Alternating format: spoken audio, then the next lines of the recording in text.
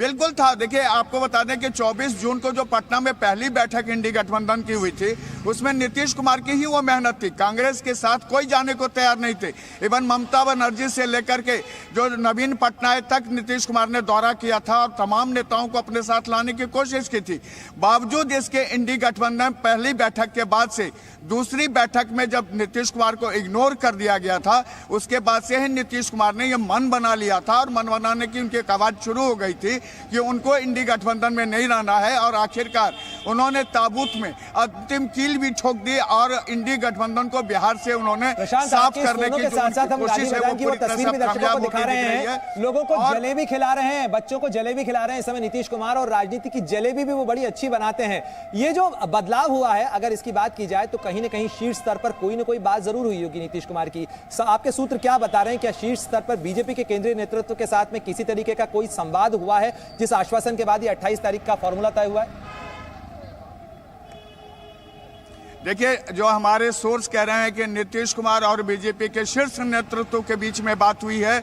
कल दिन में भी बात हुई थी। उसके बाद से ही ये पूरी रणनीति बनाई गई और जेडीयू को बीजेपी में शामिल करने के लिए वो दरवाजे तक खोल दिए गए और अंततः यह भी फाइनल हो गया कि 28 तारीख की तारीख शपथ ग्रहण की तारीख की हुई। मैं एक बार फिर से आपको दोहरा रहा हूं कि 28 तारीख की जो तारीख जो तय की गई है शपथ ग्रहण के लिए, वो बीजेपी और जेडीयू नीतीश कुमार के बीच में बातचीत के बाद ही हुई है। और आपको इसका अंदाजा तब लगा जब जीतन राम मांझी ने साफ तौर पर कह दिया कि बीजेपी के साथ वो है। लेकिन बड़ी खबर दर्शकों को बता दें जो इस समय बिहार की सियासी हलचल से जुड़ी सामने आ रही है। जेडीयू ने अपने सारे कार्यक्रम रद्द किए हैं और 28 जनवरी को जेडीयू का कार्यक्रम जो होने वाला था उसे रद्द किया जा रहा है। और साथ ही बिहार की सियासत में बड़ा बदलाव होने वाला है। पटना में एक बार फिर नीतीश कुमार यू टर्न लेते हुए नजर आएंगे। अब वो बीजेपी के साथ जा रहे हैं, एनडीए में शामिल हो रहे हैं। जेडीयू एनडीए में का हिस्सा बनेगी और साथ ही बीजेपी के 2 डिप्टी सीएम बनने जा रहे हैं। बीजेपी के जो तमाम बड़े नेता हैं बिहार बीजेपी के, वो दिल्ली पहुंच चुके हैं बीजेपी के केंद्रीय नेतृत्व के साथ उनकी बैठक के साथ ही पटना में जेडीयू और बीजेपी दोनों ने अपने अपने विधायकों को बुला लिया है। 28 तारीख को नीतीश कुमार का नया शपथ ग्रहण हो सकता है। दीपक जी, 10 अगस्त को 2022 को यह सरकार बनी थी, तब एनडीए को छोड़कर नीतीश कुमार उधर गए थे, आरजेडी के साथ सरकार बनाई थी। एक बार फिर उन्होंने यू टर्न ले लिया। मैं देख रहे जलेबी बांट रहे हो जी, वो भी जलेबी की तरह ही सोचते हैं, जलेबी बना देते हो, ऐसी जलेबी बनाते हैं कि किसी को समझना है। अब देखिए, राहुल गांधी कल पश्चिम बंगाल घुसे, अलीद्वारपुर, ठीक है, अलीद्वारपुर रविंद्र के पास जा रहे, 1 मिनट, अब अलीद्वारपुर राहुल गांधी पहुंचे, ममता चली गई।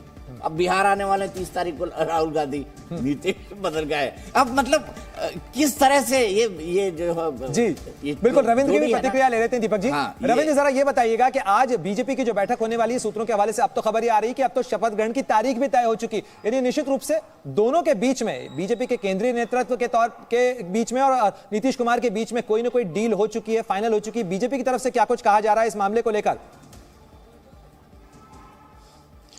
देखिए प्रणय और दीपक जी, जो आज की जगह पर मैं पहले कल के बता देता हूं। कल रात में जो बीजेपी के तमाम बड़े नेताओं को बिहार से बुलाया गया था, तो चूंकि गृह मंत्री अमित शाह खुद मोर्चा संभाले हुए, तो उस मोर्चे को उन्होंने पूरा पुख्ता करके रखा था। बिहार बीजेपी के नेता इसका विरोध कर रहे थे, वो बहुत ज्यादा इसके पक्ष में नहीं थे। लेकिन जब सर्वे रखा गया उन लोगों के सामने, उनसे 2 सटीक सवाल पूछे गए, क्या नीतीश कुमार के साथ जाने से फायदा है या नहीं है, और दूसरा सवाल कि क्या लोकसभा और विधानसभा चुनाव एक साथ कराया जाए। इस पर सबकी अलग अलग राय ली गई और यह राय बटी हुई थी, कोई इसके पक्ष में बहुत ज्यादा नहीं था, दोनों के पक्ष में नहीं था।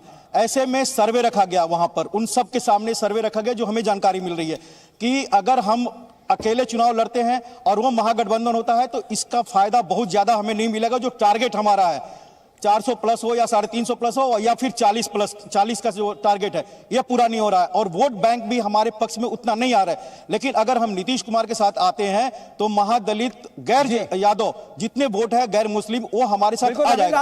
और इसके बाद जो बीजेपी, बिल्कुल मैं लौटूंगा आपके पास में, लेकिन न्यूज़रूम में से मेरे सहयोगी विशाल पांडे भी जुड़ गए हैं।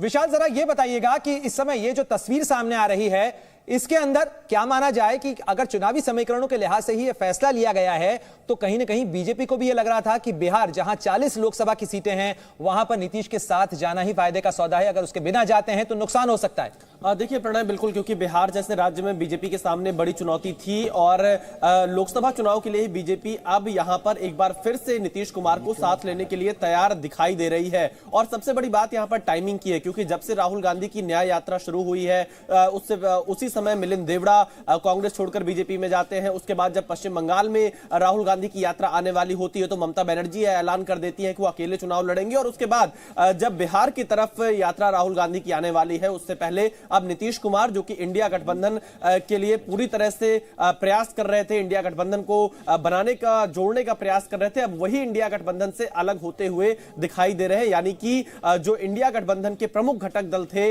वो कहीं ना कहीं अब इससे दूर होते नजर आ रहे हैं। अरविंद केजरीवाल भी अभी तक इस पूरी तरह से साफ नहीं कि पंजाब में क्या होगा, दिल्ली में क्या होगा। उत्तर प्रदेश की बात करें तो एसपी का भी अभी तक कुछ क्लियर नहीं है कांग्रेस के साथ में। तो कहीं ना कहीं नीतीश कुमार जब इससे अलग होंगे तो इंडिया गठबंधन के भविष्य पर पूरी तरह से यहां आगे चलकर संकट दिखाई दे रहा है। लेकिन बिहार में बीजेपी को बड़ा फायदा इससे जरूर दिखाई देगा। ठीक है, मैं रविंद्र के पास चलता हूं। सीधे रविंद्र, मुझे बताइए कल रात की कहानी। आपने बताया कि सर्वे दिखाया गया, सर्वे दिखाकर यह कहा गया कि हम कंफर्टेबल पोजीशन नहीं है, जो हमारा टारगेट है वो मैच नहीं कर रहा। और मेरे ख्याल से ये जो सर्वेस दिखाए गए हैं उसके दिखाने के बाद बीजेपी के नेताओं ने क्या कहा, क्यों वो तुरंत चुनाव में नहीं जाना चाहते हैं? देखिए, दोनों जो जानकारी मिल रही है सर्वे दिखाने के बाद सभी नेताओं को फिर राय ली गई कि ये सर्वे जो कह रहा है इस पर आपका क्या कहना है। तो जाहिर सी बात है, जब गृह मंत्री अमित शाह सब कुछ लेकर बैठे थे, पूरे पोथी पत्रा कहा जाता ना, वो लेकर बैठे थे, तो ऐसे में चाहे सम्राट चौधरी हो, रेणु कुमारी हो या फिर दूसरे नेता हो, विजय सिन्हा हो या फिर तमाम बड़े नेता, उन सब की राय बदल गई वहां पर। और यह कहा गया कि जो आला कमान का फैसला होगा वो उन्हें मंजूर है। और इसी कारण से यह फैसला हुआ कि कल पटना में बीजेपी बिहार बीजेपी की कार्य समिति की बैठक होगी। यानी जो फैसला केंद्र सरकार, केंद्रीय नेतृत्व ने लिया है, अब उसको नीचे तक पहुंचाने की कोशिश की जाए। और इसलिए एक बड़ी बैठक कल पटना में होने की संभावना जताई जा रही है, जिसमें तमाम बड़े नेता वहां पर मौजूद होंगे, छोटे बड़े नेता, और उनको बताया जाएगा किन परिस्थितियों में और किस हालात में यह फैसला लिया गया है नीतीश कुमार के साथ जाने के। एक बात और है, इसमें बीजेपी को कुछ झुकना ही पड़ा है और झुकने के पीछे भी यह कारण रहा है। झुकना क्यों पड़ा है कि नीतीश, जो जानकारी मिले, नीतीश कुमार मुख्यमंत्री बने रहेंगे, विधानसभा लोकसभा चुनाव नहीं एक साथ हो रहे हैं। और झुकने के पीछे यही कारण है कि राहुल गांधी की नैया पार न लग पाए। रविंद्र, अपनी बात जारी रखिएगा, लेकिन आज की तस्वीरें दिखा रहा हूं। ये आज की तस्वीरें हैं, तेजस्वी यादव और नीतीश कुमार एक साथ दिखाई दे रहे हैं। लेकिन देखिए बॉडी लैंग्वेज में तेजस्वी कितने अनकंफर्टेबल है, नीतीश कितने अनकंफर्टेबल है। तेजस्वी को बिना कहे नीतीश कुमार आगे बढ़ गए, अपनी गाड़ी के अंदर बैठ गए, तेजस्वी अभी पीछे हैं। जनरली होता है कि बड़ा नेता होता है तो मुख्यमंत्री उप मुख्यमंत्री जब जाते हैं तो एक दूसरे को ग्रीट करते हैं, वो भी उन्होंने नहीं किया। और कितनी अनकंफर्टेबल बॉडी लैंग्वेज